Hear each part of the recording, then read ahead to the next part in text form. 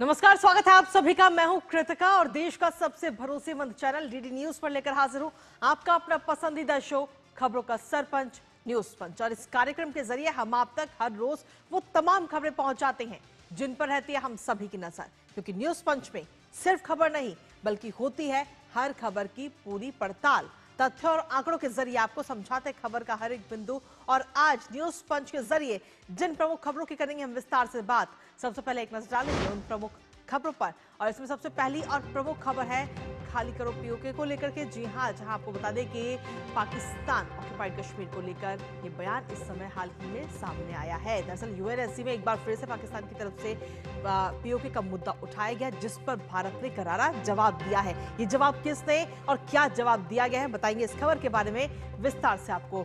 लेकिन इसके साथ ही जो दूसरी प्रमुख खबर वो भी आपको बता दें, जहां बैंक बिल्डर नेक्सस और दर्ज होंगे तमाम मामले। जी हां, सुप्रीम कोर्ट की तरफ से ये फैसला किया गया है। हालांकि इस पूरे मामले में 22 एफआईआर पहले हो चुकी हैं और अब 6 और मामले दर्ज करने की बात सुप्रीम कोर्ट ने कही है। तो नजर रहेगी इस खबर पर भी। लेकिन इसके साथ ही जो तीसरी प्रमुख खबर है वो है अमेरिकी टीम को आउट कर दिया गया है। जी हां, आईसीसी की तरफ से ये बड़ा फैसला लिया गया है। आखिर क्यों अमेरिकी टीम को किया गया है आउट, क्या है इसके पीछे प्रमुख वजह, बताएंगे विस्तार से आपको इस खबर के बारे में। तो चलिए शुरुआत कर लेते हैं प्रमुख खबर के साथ, जहां आपको बता दें कि ईसाई धर्म और जातियों को मिलाकर बनाई गई श्रेणियां जोड़ने पर विरोध के बाद कर्नाटक राज्य पिछड़ा वर्ग आयोग ने उससे सामाजिक आर्थिक सर्वेक्षण, जिसे जाति जनगणना भी कहा जाता था, इससे ईसाई शब्द से जुड़ी श्रेणियां हटा दी गई है। जी हां, कर्नाटक सरकार अब यूटर्न लेती हुई आई है और यूटर्न ले लिया गया है, जिसमें जातिगत सर्वेक्षण पर कर्नाटक सरकार की तरफ से ये यूटर्न लिया गया। हालांकि तमाम राजनीतिक दबाव था सरकार के ऊपर, जिसके बाद यूटर्न कर्नाटक सरकार ने लिया है। जातिगत सर्वेक्षण में 14 जातियों में ईसाइयों के नाम हटाए गए हैं। भारतीय जनता पार्टी लगातार इसका विरोध कर रही थी, जिसके बाद कांग्रेस सरकार की तरफ से ये बड़ा फैसला लिया गया। इसको लेकर आयोग की तरफ से कहा गया कि सर्वेक्षण ऐप में 14 जातियों का उल्लेख ही नहीं है। वहीं भारतीय जनता पार्टी ने हिंदू धर्म को विभाजित करने की साजिश का भी आरोप लगाया है कर्नाटक सरकार पर, जिसके बाद में अब जब राजनीतिक दबाव कर्नाटक सरकार पर पड़ा तो उसके बाद में कर्नाटक सरकार यू टर्न लेती हुई नजर आई। तो इस वक्त की सबसे बड़ी खबर आप तक पहुंचा रहे हैं, जहां आपको बता दें कि जातिगत संरक्षण को लेकर के कर्नाटक सरकार ने इस वक्त यू टर्न लेती हुई नजर आई है, जिसमें भारतीय जनता पार्टी के नेताओं ने दरअसल वर्ग के आयोग के अध्यक्ष से भी मुलाकात की थी और सीधे तौर पर हिंदू धर्म को विभाजित करने की साजिश का आरोप भी लगाया गया था। और कर्नाटक सरकार यू टर्न लेती हुई इस समय नजर आई है। एक नजर डालते हैं।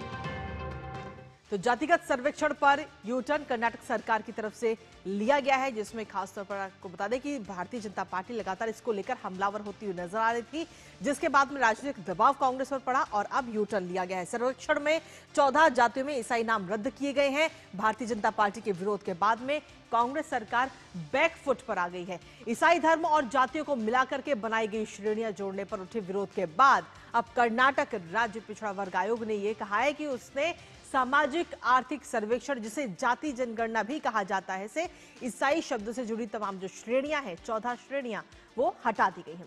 और ये सर्वेक्षण करने की जिम्मेदारी निभा रहे आयोग ने इस बारे में एक आधिकारिक बयान भी जारी किया है।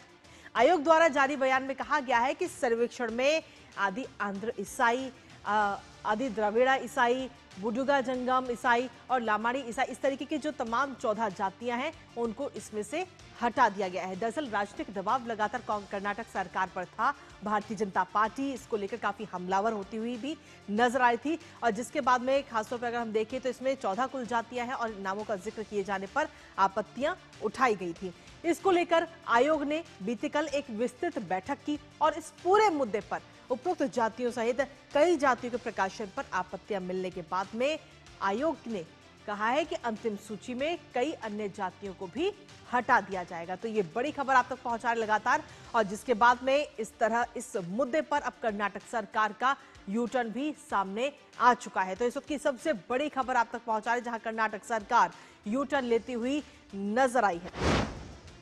और इसी पर ताजा अपडेट भी लेंगे, लेकिन उससे पहले आपको इस वक्त की सबसे बड़ी खबर बता रहे हैं। लगातार कर्नाटक सरकार यू टर्न लेती हुई नजर आई है। जातिगत सर्वेक्षण पर कर्नाटक सरकार ने ये यू टर्न लिया है।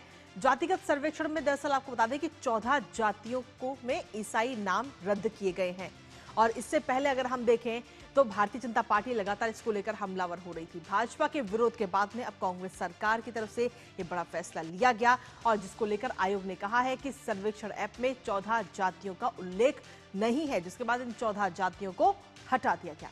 इसके साथ ही भारतीय जनता पार्टी ने हिंदू धर्म को विभाजित करने की साजिश का भी आरोप इसको लेकर लगाया था। तो वहीं भाजपा नेताओं ने पिछड़ा वर्ग के आयोग के अध्यक्ष से भी इस पूरे मामले को लेकर मुलाकात की थी, जिसके बाद अब बैकफुट पर कांग्रेस सरकार या यूं कहे कि कर्नाटक सरकार यू टर्न लेती हुई नजर आई है। दरअसल भारतीय जनता पार्टी की तरफ से लगातार इस पूरे मामले को लेकर बीजेपी हमलावर थी और कहीं ना कहीं राजनीतिक दबाव भी कर्नाटक सरकार पर लगातार बढ़ता जा रहा था, जिसके बाद में ये बड़ा कदम उठाया गया है और कर्नाटक सरकार यू टर्न लेती हुई नजर आई है। जातिगत सर्वेक्षण को लेकर के इस वक्त कांग्रेस सरकार जो है वो बैकफुट पर नजर आ रही है। तो बड़ी खबर का सीधा रुख कर लेते हैं, जहां कर्नाटक सरकार यू टर्न लेती हुई नजर आई है। जातिगत सर्वेक्षण पर कर्नाटक सरकार यू टर्न लिया है कर्नाटक सरकार की तरफ से भारतीय जनता पार्टी, जिसको लेकर लगातार हमलावर भी थी और जातिगत सर्वेक्षण में 14 जातियों में जो ईसाई नाम थे उन्हें रद्द किया गया है। भारतीय जनता पार्टी लगातार इसका विरोध कर रही थी, जिसके बाद कांग्रेस सरकार बैकफुट पर आई और ये यू टर्न लिया गया है। आयोग की तरफ से कहा गया कि सर्वेक्षण ऐप में 14 जातियों का उल्लेख नहीं है, जिसके बाद इन 14 जातियों को हटा दिया गया है। साथ ही भारतीय जनता पार्टी ने हिंदू धर्म को विभाजित करने का भी आरोप कर्नाटक सरकार पर लगाया है, जिसके बाद कर्नाटक सरकार कहीं ना कहीं बैकफुट पर है और अब इस समय वो डैमेज कंट्रोल करने की भी कोशिश कर्नाटक सरकार या यूं कहें कि कांग्रेस की सरकार करती हुई नजर आ रही है। दरअसल आपको बता दें कि इस पूरे मामले को लेकर के भारतीय जनता पार्टी के नेताओं ने पिछड़ा वर्ग के आयोग के जो अध्यक्ष हैं उनसे भी मुलाकात की थी कि इन 14 जातियों को की जो एड ऑन की गई उसकी जानकारी उन तक पहुंचाई गई, जिसके बाद में यू टर्न लेती हुई कर्नाटक सरकार नजर आई है। आयोग की तरफ से सीधे तौर पर कहा गया कि जो एप्लीकेशन है उसमें इन 14 जातियों का किसी प्रकार का कोई उल्लेख नहीं है, जिसके बाद में ही कांग्रेस सरकार की यू टर्न और या यूं कहे कि बैकफुट पर नजर आई है। तो ये कर्नाटक से महत्वपूर्ण खबर है। इसी के साथ जो कर्नाटक से एक और महत्वपूर्ण खबर है, जहां बेंगलुरु में सड़कों पर गड्ढे हैं और कांग्रेस सरकार के लिए गले की हड्डी जो बन चुके हैं। भारतीय जनता पार्टी लगातार सिद्धारमैया सरकार को घेरने की कोशिश कर रही है। गड्ढों पर कर्नाटक सरकार की खूब किरकिरी हो रही है, किसी प्रकार का कोई जवाब नहीं दिया जा रहा। राज्य सरकार के खिलाफ भारतीय जनता पार्टी बड़ा विरोध प्रदर्शन भी करेगी और सड़कों की जो खराब हालत है उस पर राज्यव्यापी प्रदर्शन भी होना है। भारतीय जनता पार्टी खुद अब सड़कों पर जो गड्ढे हैं उनको भरने का काम बीजेपी के द्वारा किया जा रहा है। वहां पे सड़कों की जो बदहाली है बेंगलुरु में उस पर सरकार अब चौतरफा घेरती हुई नजर आ रही है। भारतीय जनता पार्टी इस मुद्दे पर लगातार कांग्रेस पर हमलावर है और गड्ढों से भरी हुई सड़कों की स्थिति के खिलाफ बीजेपी और साथ ही जो आम जन है उनमें भी काफी आक्रोश है। कुछ खास तस्वीरें आपको दिखाते हैं इस वक्त बेंगलुरु की, जहां पर सड़कों में सड़क से कम की अगर हम देखें तो सड़कों में सड़क कम और गड्ढे ज्यादा नजर आ रहे हैं, जिसको भरने का काम अब भारतीय जनता पार्टी के जो कार्यकर्ता हैं वही करते हुए दिख रहे हैं। दरअसल लगातार कांग्रेस पार्टी पर हमलावर भी बीजेपी हुई है, लेकिन उसके बावजूद भी किरकिरी चौतरफा इस वक्त कर्नाटक सरकार की हुई और सीधे तौर पर जब सरकार की किरकिरी हुई और सरकार पर लगातार चौतरफा हमले भी हो रहे हैं और ऐसे में भारतीय जनता पार्टी जो सड़कों में गड्ढे हैं उनको भरने का काम भी करती हुई नजर आ रही है, जिसकी ये तस्वीरें भी इस वक्त हम आपको दिखा रहे हैं। दरअसल आम जन की जो समस्याएं हैं वो उनमें से एक प्रमुख समस्या है सड़क, यानी कि जब हम कहीं भी जाते हैं तो अगर सड़कों पर गड्ढे होंगे तो एक्सीडेंट के भी चांसेस सबसे ज्यादा होते हैं। ऐसे में बहुत ज्यादा जरूरी और सबसे बड़ी जिम्मेदारी होती है सरकार की के समय रहते ही इन गड्ढों को खत्म कर दिया जाए, इन गड्ढों को भर दिया जाए, जिससे कि जो लोग वहां से गुजर रहे हैं, जो वाहन वहां से गुजर रहे हैं वो आसानी से गुजर सके और साथ ही उन किसी प्रकार का कोई फर्क ना पड़े, एक्सीडेंट के जो केसेस आते हैं वो भी कम हो। लेकिन उसके बावजूद भी सरकार की तरफ से किसी प्रकार का कोई कदम जब नहीं उठाया गया तो उसके बाद भारतीय जनता पार्टी ही इस पे आगे बढ़ती हुई नजर आई और जो सड़कों में गड्ढे हैं उनको भरती हुई नजर आ रही है, जिसकी ये तस्वीरें भी इस वक्त हम आपको दिखा रहे हैं। तो कहीं ना कहीं कर्नाटक सरकार जो है वो इस वक्त चौतरफा घिरती हुई नजर आ रही है अलग अलग मुद्दों को लेकर के। तो ये काफी महत्वपूर्ण और बड़ी खबर के तौर पर भी नजर आ रहा है। फिलहाल भारतीय जनता पार्टी की ये कोशिश है कि बेंगलुरु में जो सड़कें हैं जहां जहां पर गड्ढे हैं उनको जल्द से जल्द भरा जाए, जिससे कि आम जन को समस्या ना हो, क्योंकि कांग्रेस पार्टी इस पर सुनने को राजी ही नहीं है। तो ये प्रमुख खबर आप तक पहुंचा रहे हैं, जहां सड़कों के जो गड्ढे हैं उनको भरने का काम इस वक्त भारतीय जनता पार्टी करती हुई नजर आ रही है। और नजर इस खबर पर लगातार बनी रहेगी, लेकिन इसी बीच रुकेंगे एक छोटे से ब्रेक के लिए। आप बने रहिए हमारे साथ। जिन्होंने यूज किया है वो जानते हैं असली हींग का स्वाद। MDH सुपर हींग, शुद्धता का असली तड़का। MDH। जब धरती चीर कर निकलता है लोहे का पत्थर और मिलता है मोंगिया के जोश से, फिर तपता है, पिघलता है और बनता है फौलाद। अब होता है सरिया सारी खूबियों के साथ। मोंगिया स्टील, मजबूत देश का मजबूत सरिया। दिल्ली में कारोबार करना अब आसान। हमने पॉलिसी स्टेबिलिटी पर जोर दिया है, कोऑर्डिनेशन पर जोर दिया है, ईज ऑफ डूइंग बिजनेस पर जोर दिया है। पुलिस लाइसेंस का झंझट खत्म। 65 ग्रीन इंडस्ट्रीज की मंजूरी सिर्फ 20 दिन में। सिंगल विंडो से तेज और पारदर्शी प्रक्रिया। 8 लाख व्यापारियों को मिला मजबूत सहारा। दिल्ली बोले थैंक यू मोदी जी। वीरों के बलिदान को मोदी जी ने दिया शाश्वत प्रणाम। 176 करोड़ रुपए का राष्ट्रीय युद्ध स्मारक, 25,942 शहीदों के नाम अमर, 306 करोड़ रुपए का प्रधानमंत्री संग्रहालय, हर पीएम की सेवा यात्रा, डॉक्टर अंबेडकर स्मारक, समानता और न्याय का प्रतीक। गौरव के इन प्रतीकों के लिए दिल्ली बोले थैंक यू मोदी जी।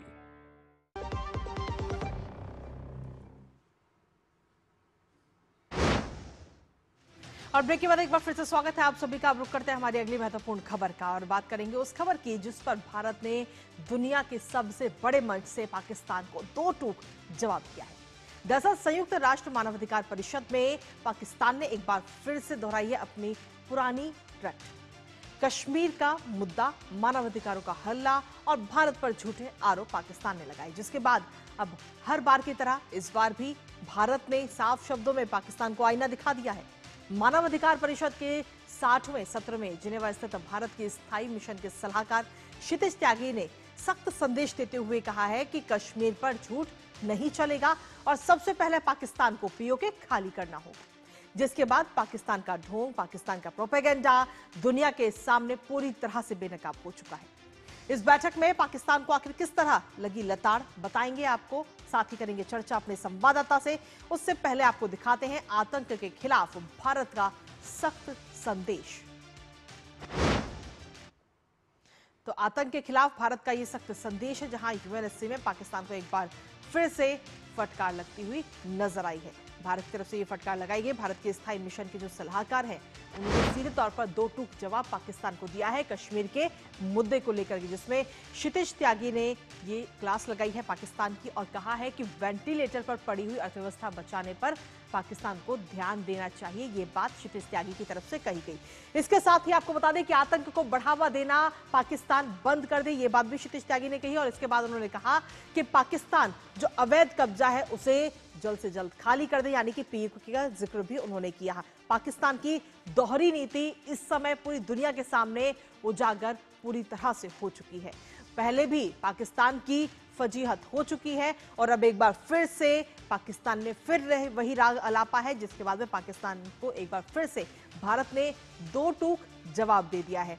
और इस जवाब में सीधे तौर पर कहा है कि पहले आप अपनी जो अर्थव्यवस्था है उसको तो पटरी पर ले आइए जो इस वक्त बिगड़ी हुई है, उसके बाद में आप भारत पर ध्यान दीजिएगा। क्योंकि आपको बता दें कि यूएनएससी में एक बार फिर से पाकिस्तान ने कश्मीर का राग अलापा, जिसके बाद भारत की तरफ से ये सीधे तौर पर दो टूक जवाब पाकिस्तान को दिया गया है।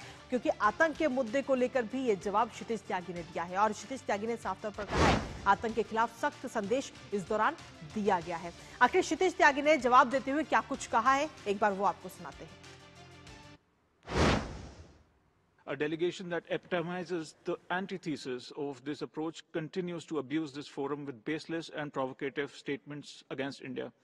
Instead of coveting our territory, they would do well to vacate the Indian territory under the illegal occupation and focus on rescuing an economy on life support, a polity muzzled by military dominance, and a human rights record stained by persecution. perhaps once they find time away from exporting terrorism, harboring UN-proscribed terrorists, and bombing their own people.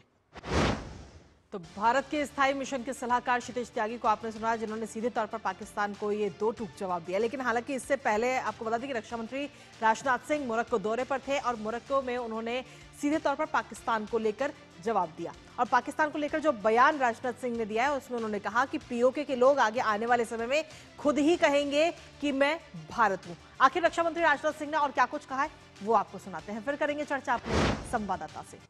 आप आएगा, चिंता क्यों करते हैं?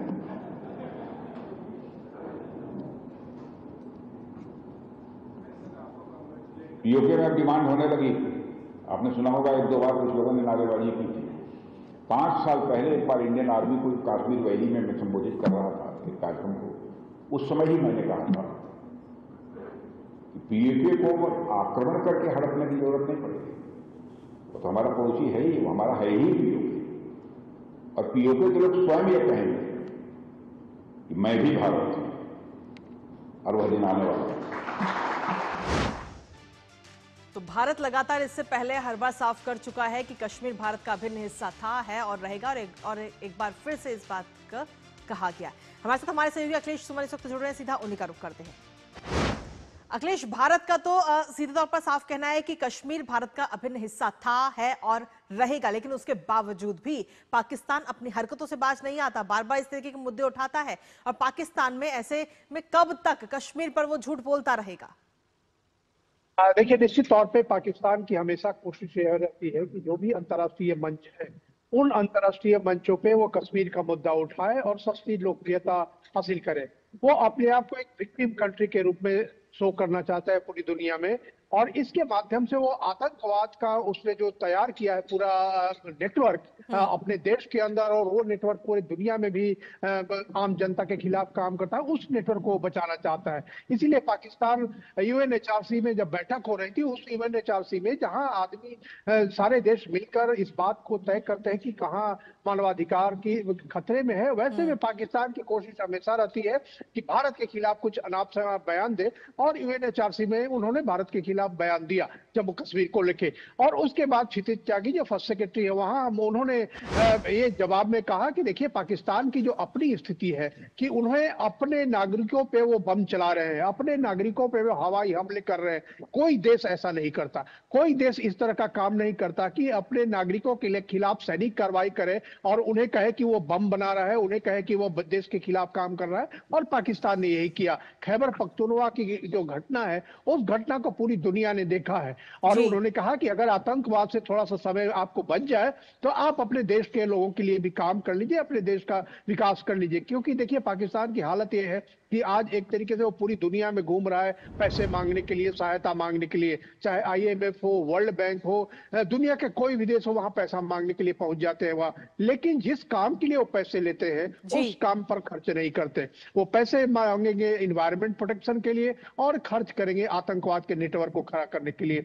वो पैसे मांगेंगे विकास के लिए और खर्च करेंगे आतंकवाद के नेटवर्क को। अभी बाढ़ के लिए उन्होंने पैसे मांगे और बाढ़ के जगह उन्होंने खर्च किए जो आतंकवाद के पुराने नेटवर्क है जिन्होंने भारत ने ध्वस्त किया था, उन नेटवर्क को फिर से स्थापित करने के लिए, उन आधारभूत संरचना को फिर से स्थापित करने के लिए। तो यह पाकिस्तान की पुरानी आदत है और उस पुरानी आदत से चूंकि वो बाज नहीं आता, इसलिए भारत को बार बार ये कहना पड़ता है कि पाकिस्तान आईना लेकर खुद ही अपने आप को देख ले कि कहां वो खड़ा है। जी बिल्कुल अखिलेश, लेकिन इसके साथ ही अगर हम देखें तो पाकिस्तान का जो असली चेहरा है वो तो बार बार दुनिया के सामने आ ही चुका है और दुनिया इसको लेकर समझ भी चुकी है। पर क्या अब वो समय आ गया है कि पीओके को लेकर अंतर्राष्ट्रीय दबाव भी बनाया जाए?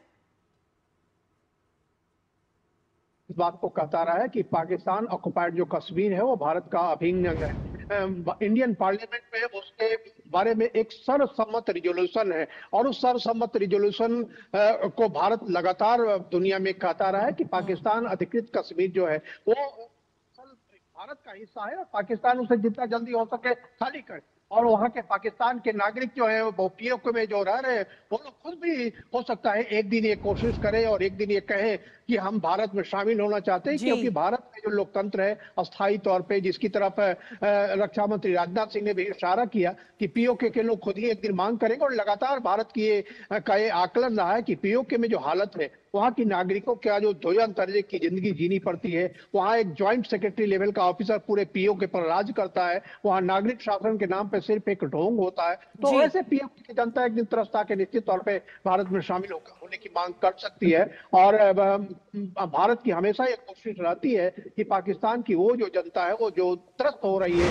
पाकिस्तान के सैनिक असलहे से लैस जो पाकिस्तान के हुक्मरान हैं, उनको बार बार कहने की कोशिश करती है कि आप अपनी जिंदगी को देखिए, क्या है जिंदगी, क्या आपकी जिंदगी है। तो निश्चित तौर पे राजनाथ सिंह का इशारा इसी ओर था और इस बात की संभावना से इनकार नहीं किया जा सकता कि पीओ के लोग त्रस्त होकर एक दिन खुद ये मांग करेंगे कि हम भारत में शामिल होंगे। बिल्कुल बिल्कुल, बहुत बहुत शुक्रिया अखिलेश, तमाम जानकारी हमारे साथ साझा करने के लिए, इस खबर से जुड़ने। और इसी के साथ चलिए अब अगली महत्वपूर्ण खबर का रुख कर लेते हैं, जहां आपको बता दें कि राष्ट्रीय राजधानी क्षेत्र में बिल्डरों और बैंकों के बीच कथित नापाक गठजोड़ को लेकर सुप्रीम कोर्ट ने सख्त रुख अपनाया है। भ्रष्टाचार और धोखाधड़ी के इस गंभीर आरोप ने न केवल आम जनता का भरोसा तोड़ा, बल्कि देश की जो न्याय व्यवस्था और वित्तीय संस्थानों के विश्वसनीयता पर भी सवाल खड़े कर दिए।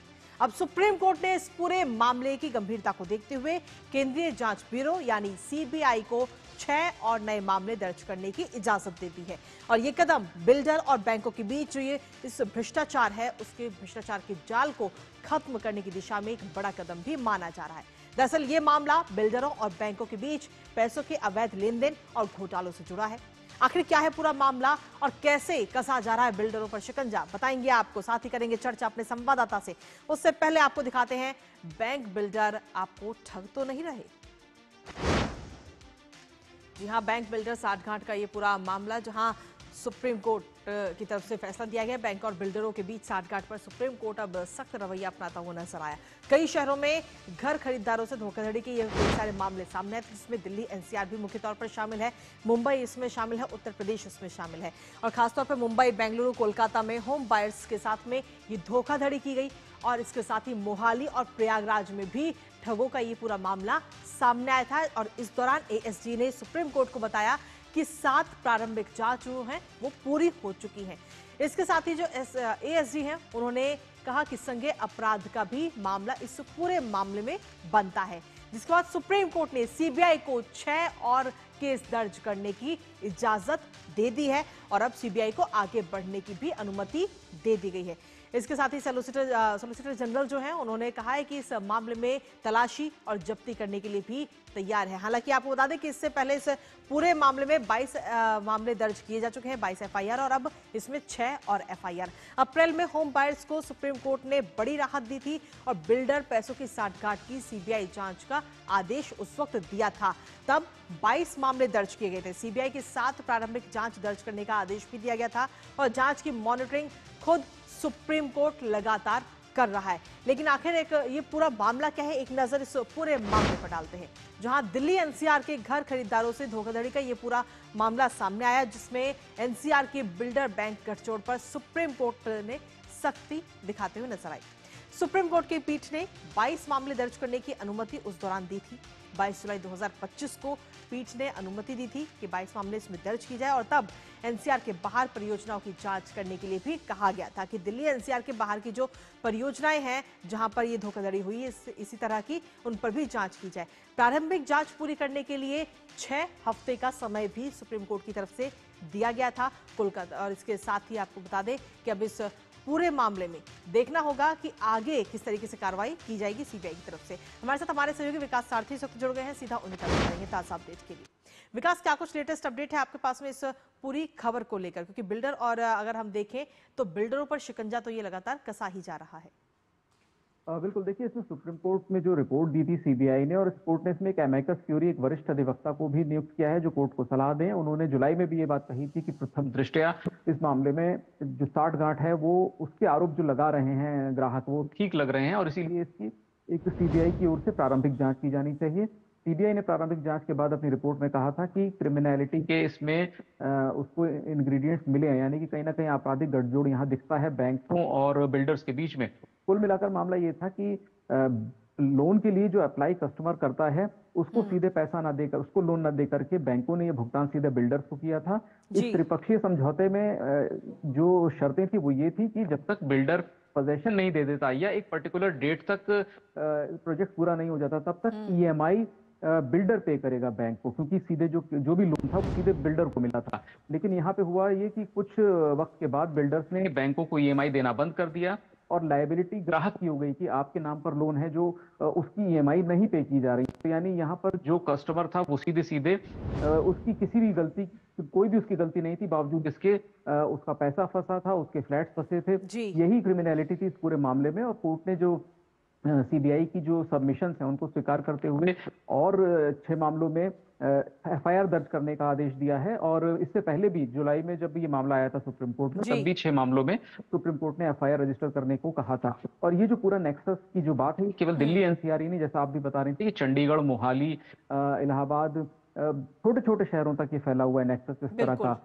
और जो हैरानी की बात है कि बिल्डर्स पर तो इस तरह के आरोप लगते रहे थे पहले, लेकिन बैंकों का शामिल होना वो कहीं ना कहीं चिंताजनक है, और इसीलिए सुप्रीम कोर्ट का भी रवैया इस पर बेहद सख्त है। चलिए, बहुत बहुत शुक्रिया विकास, तमाम जानकारी और अपडेट्स हमारे साथ साझा करने के लिए, इस पूरी खबर से जुड़े हुए। तो फिलहाल सुप्रीम कोर्ट की तरफ से सीबीआई को 6 और नए मामले दर्ज करने की इजाजत दे दी गई है, और अब देखना होगा कि इसमें और आगे क्या कुछ कार्रवाई सीबीआई की तरफ से की जाती है और किन किन का नाम इसमें निकलता हुआ सामने आता है। नजर इस खबर पर लगातार बनी रहेगी, लेकिन इसी के साथ फिलहाल मेरे साथ न्यूज पंच मुझे और हमारी पूरी टीम को दीजिए अनुमति। दोपहर 2 बजे फिर होगी आपसे मुलाकात कुछ और महत्वपूर्ण खबरों के साथ।